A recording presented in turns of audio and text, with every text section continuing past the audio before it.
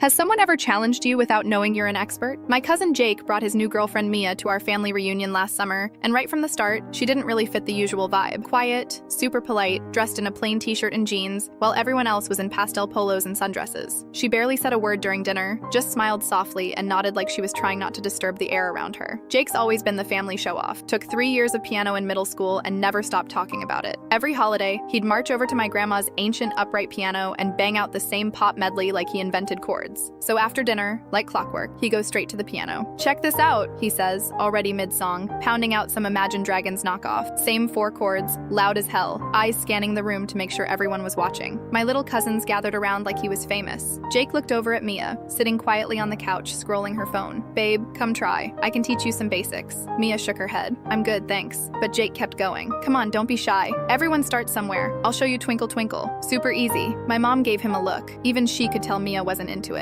But Jake has never met a hint he could take. "Seriously, just try it. You can't be worse than my sister when she started," he said, laughing like he was the funniest person alive. Mia let out a tiny sigh and stood up. "Okay, just for a minute." Jake slid over on the bench, leaving her barely any space. "So you put your fingers like this?" "I know where to put my fingers," Mia said softly. Jake blinked. "Right, yeah, go ahead." Mia adjusted the bench, cracked her knuckles, and then absolutely lit the piano on fire. Not literally, but it felt like it. She launched into this insane classical piece, fingers flying like her hands had minds of their own. The melody was deep and emotional, and way above any of us, including Jake, could even dream of playing. Everything stopped. My uncle muted the TV, my grandma dropped her crossword. The little cousins froze like someone hit pause on their lives. Mia just kept going, eyes half closed, fully lost in it. Then, without stopping, she slipped into jazz. But not beginner jazz, improvised jazz, like she had an entire invisible band backing her. Her left hand laid down a walking bass line, while her right hand did wild, fluid runs that sounded like water dancing across rocks. It was stupid good. Jake just sat there next to her like a broken Sims character, jaw open, cheeks turning a shade of tomato. After about 5 minutes, Mia slowed down, ended on this perfect chord, then looked around and said, "Sorry, got a little carried away." Silence. Then my grandma, "Sweetheart, where did you learn to play like that?" Mia smiled. "I did piano competitions when I was younger, performed at Carnegie Hall when I was 12. I was a child prodigy for a while before I burned out and switched to engineering." "G Hall?" someone muttered. "She played at Carnegie Hall, and Jake tried to teach her Twinkle Twinkle Little Star," I said, just loud enough for everyone to hear. Jake cleared his throat, stood up and said, "Okay,